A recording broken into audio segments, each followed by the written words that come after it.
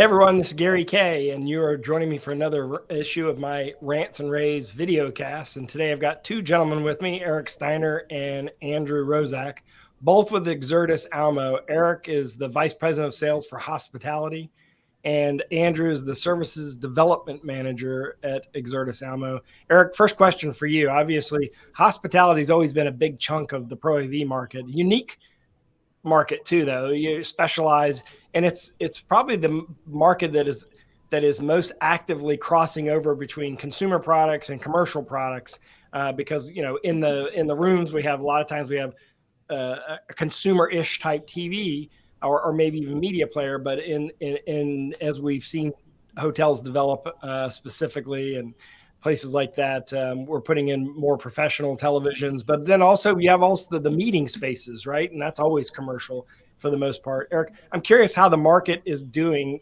coming out of COVID now for a couple of years. Yeah, thank you so much, Gary, for having us, and happy holidays, everybody. The hotel industry here in the U.S. has actually been really strong in 2022 and is expected to grow. Not a huge amount in 2023, but a couple percentage points.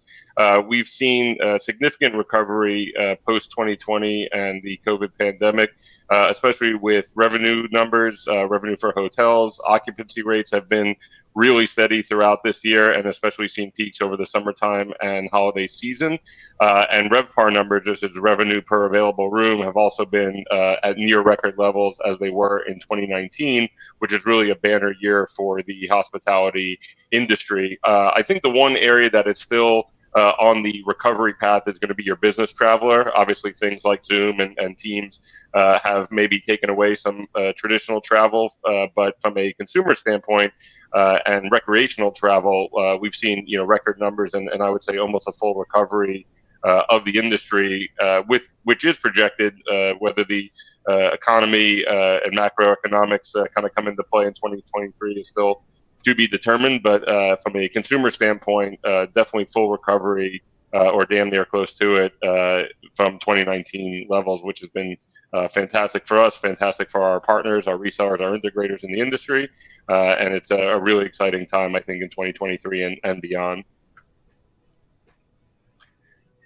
And I think, one of the things that's great about what we have here at Exertis Almo is some of the product and service offerings that we're arming our dealers with in the industry to really provide a full solution. You mentioned the in-room product, and we certainly have the commercial hospitality TVs, and there's a lot more integration going on with those TVs. There's a lot of over-the-top content. There's a lot of brands that are going into the cloud or IP-based content that are native to the hotel or to the hotel room, which has been terrific. And we have a product that can cover all those needs, and really kind of coming out with a great assortment from both a technology standpoint, but also from an appliance standpoint.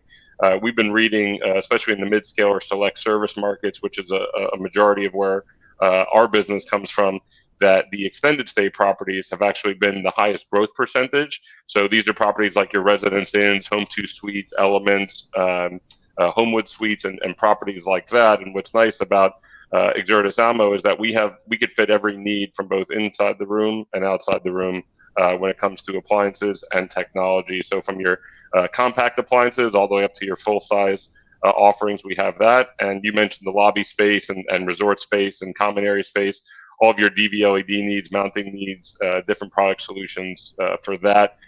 We even touch on commercial laundry, and we've seen that a lot, especially in the extended stay market, where coin, card operator, free to guest laundry has really exploded for that extended stay type properties. I have a question about that, because back obviously you're saying that the consumer travel's increased, but the business travel hasn't come back to where it used to be. And it's interesting because, I was a great hotel customer unless I was in Vegas, because inside of every hotel I'd go to, I would never leave my room, and I would order movies, pay-per-view movies, and order room service. So they probably loved me. In Vegas, of course, they wanted me to get out of the room. But now they don't make money on a lot of that now. They don't make money on me staying in my room watching TV because, y'all have incorporated, streaming services and I can log into my own Netflix account. I can stream from my phone, which is a great benefit. from the standpoint of the consumer, and ultimately that's who they're trying to serve. But let me ask you this, Eric, and maybe Andrew, you're the right person to answer this. I'm not sure, but as that has continued to grow, are more people having meetings in their room because now I can stream my laptop straight to my computer, my monitor in my room? Are we seeing those meetings happen sometimes in the room that would have happened in the common area spaces or maybe even the booking spaces downstairs?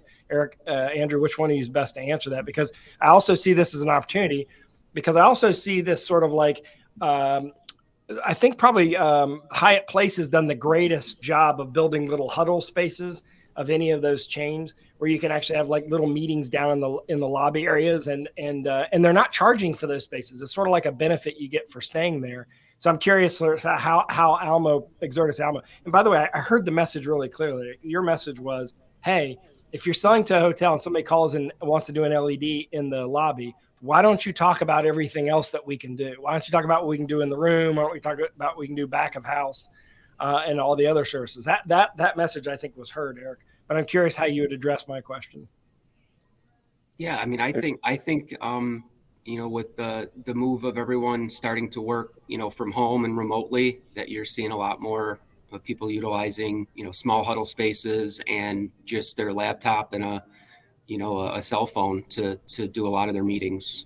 Still, people are comfortable with that and continue to do so.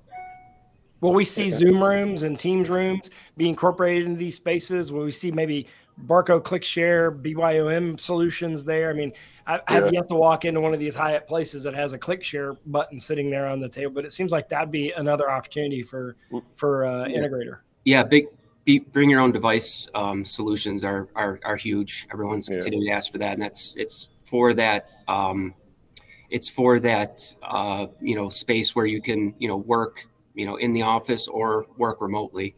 A lot of the manufacturers that we've seen, the display manufacturers, are actually incorporating native to the displays themselves, both camera and microphone embedded into the display, as well as Teams or Zoom software that you could download right out of the box and be ready to go. And so maybe in the past where we've seen projectors or short throw projectors in a meeting room space, let's say in a hotel, a lot of it's becoming native now to the display itself. But you touched on, Gary, something that was great regarding the lobby space and common area space. And I think that's also transforming in the hotel to probably get you out of your room a little bit more, but to collaborate with maybe coworkers while traveling in the common area. Maybe there's a bar, restaurant, or something that's close by, but the indoor furniture and outdoor furniture, I think, has changed a lot, as well as what you can do where you have tables now that have built-in plugs and USB cables and things that you can sit in the lobby now if you're on a work trip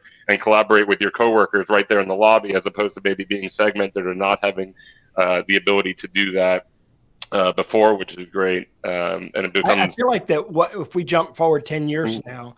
What is now the mezzanine level of every hotel is going to be a co-working space.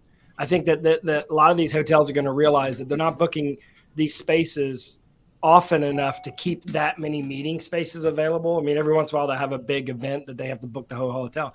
But I think that this co-working space sort of trend, and you could sort of have two levels, right? You're a member of Marriott. Therefore, you become a member of Marriott's co-working spaces, right? Instead of you going out to spaces and going out to Regis or one of these others where they're losing that revenue while you're gone from the hotel, as well as even local. Like, maybe there's times where, there are local companies that could use these spaces and they don't need a full meeting room and they kind of want a working space. Like, we're using Agile or something like that. We want to collaborate, but we don't have the space to do it in our own office, so we're all working from home. It seems like this is a great opportunity for an integrator to kind of talk about the transformation of a hotel space outside of just what you put in the rooms themselves and just what's in the lobbies. And I think that we have to drive that, right? I mean, yeah, I'd love to think that the people at headquarters of Marriott are thinking about this, but realistically, most of these hotels are owned by local investors and local people that can kind of do what they want with those spaces. And they have a little bit more control over those common spaces than they do even the room spaces. Do they not, Eric or Andrew? Yeah, absolutely. I would say for your mid-scale select service, your sort of, let's say, 60 to 150 room properties, 70 to 80% of those are franchise owned and operated, like someone would own, a They fast can do food, whatever they want. restaurant. They don't have to And have meeting rooms there. They yeah, can as make long as they're whatever. meeting certain brand standards, which are pretty generic to keep up with those minimum requirements that to keep your flag. They do have a lot of control on what they're doing, and I think depending on the actual flag within the brand itself, you have even more creative control. So if you're IHG Group, for example, and you're opening up a Hotel Indigo, you can be a lot more customized to the neighborhood in which you're in, where the Hotel Indigo in the Gold Coast of Chicago looks a lot different than maybe the Holiday Inn Express in the similar area, because they want a more neighborhood, maybe a more local feel to what's going on, and what that looks like from a signage standpoint, from a content standpoint within those spaces as well. I think it's key, and what's terrific. Well, it used to be that a hotel was, the only time the hotel would make money is somebody stays there, right? Unless they had an amazing restaurant, right? So this seems like an opportunity for them to kind of transform hotels into more. And the fact of the matter is, commercial real estate is declining right now, and hotels have these spaces no matter what.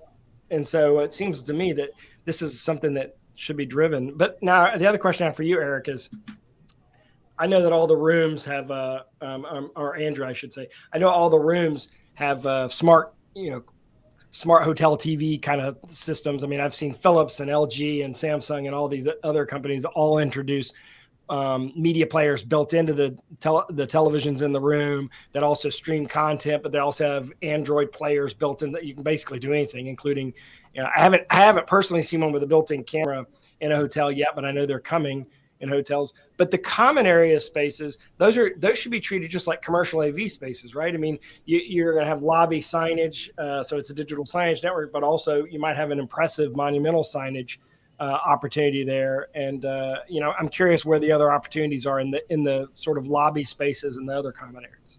Yeah, so you're seeing more and more hotels trying to tie in common area digital signage to their in-room TV experience, making a full solution throughout the entire hotel.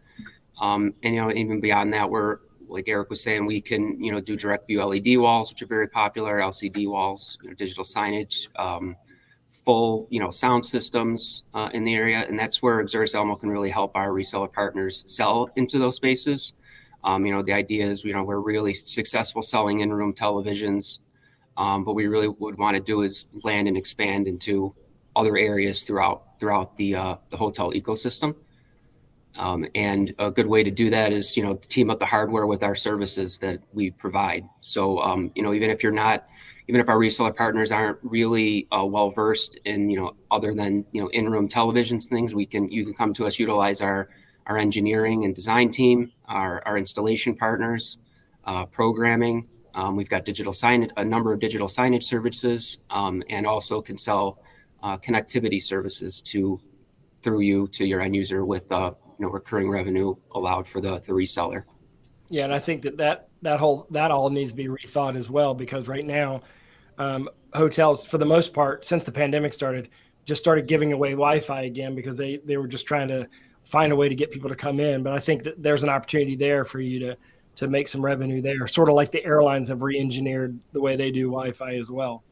But Eric, I appreciate the time and attention to this market. I think this is a really interesting market that is ripe for a complete, either implosion or revolution, right? I think depending on which property and brand you are, you could be going through an implosion of your organization. And then if you're someone like Marriott or Hyatt, some of the brands we've talked about, you're ripe for some explosive growth and some opportunities to really re-engineer your organization. And ultimately, it's going to come down to us, the integrators. It's going to come down to us to say, hey, have you thought about doing this? I mean, every time I've come in here, this second floor, this mezzanine level has been empty. I'm sure you use it, but what if you chop this in half and turn it into co-working spaces? That's not that expensive to do with some of the furniture that you guys can provide. So you can get more information on that at exertisalmo.com. or contact Eric and Andrew. They're linked in the description of this video cast. Contact Eric and Andrew directly, and they'll put you through to the right Exertis Almo people. Eric, thank you very much. Andrew, I appreciate it. Thanks for your time. Yeah, thank Gary, you. thank you so much, Gary. Happy holidays, everybody. Yeah, everyone have a great rest of the year. And I just want to remind you, all of our video casts and podcasts are at ravepubs.com. Just click on the radio link, the rAVe radio link. Thank you very much and have a great day. Take care, guys. rAVe Radio with rAVe.